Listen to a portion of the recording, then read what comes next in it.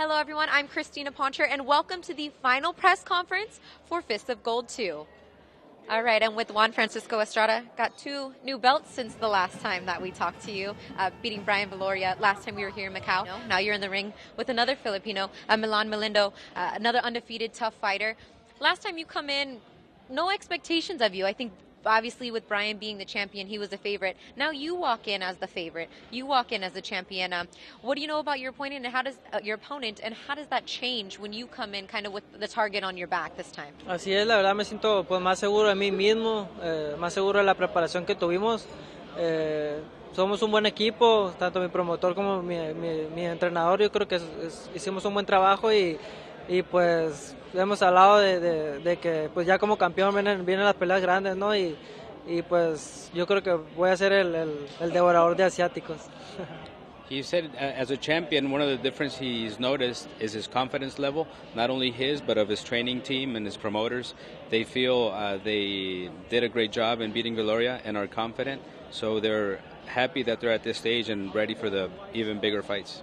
During the press conference, you told a little story about how last time you were standing in the back and watching all the fighters on the dais, and you said, I'm going to put on a good show so that next time I come back here to Macau, I'm going to be up there talking to everybody. How good does that feel that dream and what you prayed about came true? Yeah, because that last April, my last fight here in Macau is, I thought I'd be sitting there in front of everybody, but I saw that other people sit there. Then I started thinking that someday I will be sit there and speak for everyone. Then it happened.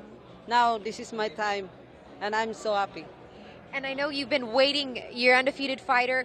You've been coming up in the ranks, and now you're finally getting a chance not only to fight on a big stage, but for 2 belts, to fight for 2 belts. How have you prepared, and how ready are you to face Estrada? I'm prepared and I'm ready because for after the fight is only 1 week rest, then back to training for this title fight. Because I know Estrada is a champion. He's a good boxer. He's great because he won the fight against Viloria, and now I will this Saturday I will grab the belts, the 2 belts, and bring back to the Philippines. I'm here with Joe Hanks. We're on the same flight from LA. Now, long way to Macau. I was quiet. But I don't know if anybody's ever told me I didn't speak. But we're talking now. You're fighting Andrew Ruiz, 2 undefeated heavyweights going at it.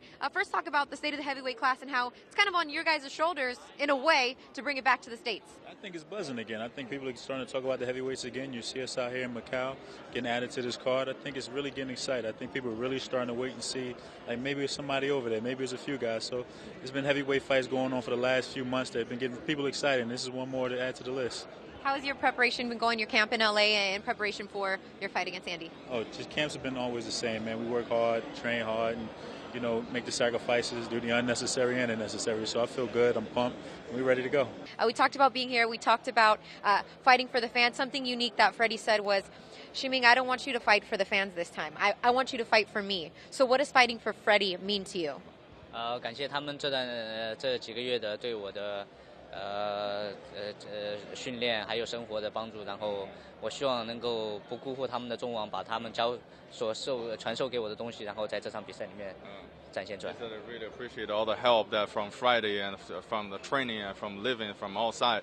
So he doesn't want to disappoint Friday this time and use all the technique he learned from Friday and put in the game in the fight. And of those techniques, I mean, Freddie, we talked right after his fight, and it was obvious that a little bit of that amateur style peaked in that first fight, but those tweaks are not major tweaks that you need to make. Obviously, sitting down a little bit more on the punches, letting his hands go to set up a counter punch, those are just minor things that he's already shown you that he can do in the gym. He just needs to show you can do it in the ring on Saturday. Yeah, I mean, he knows all the moves and so forth, and it's just something that you have to absorb a little bit slowly. It was our first training camp together. It's very hard to get to know each other, and then the second camp has gone a lot better because we know each other better, and he's learning a lot, and he knows all the moves, and so it's not really a matter of that.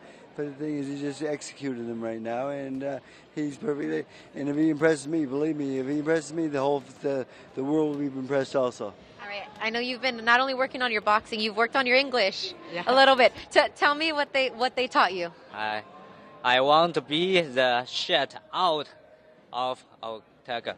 A great night of boxing coming to you from the Cotai Arena in the Venetian Macao this Saturday, July 27th. 2 world title fights and the second pro fight of Zhao Shiming. Those 3 fights will be coming to you on HBO2. Log on to toprank.com. We'll be streaming all the undercard fights for you.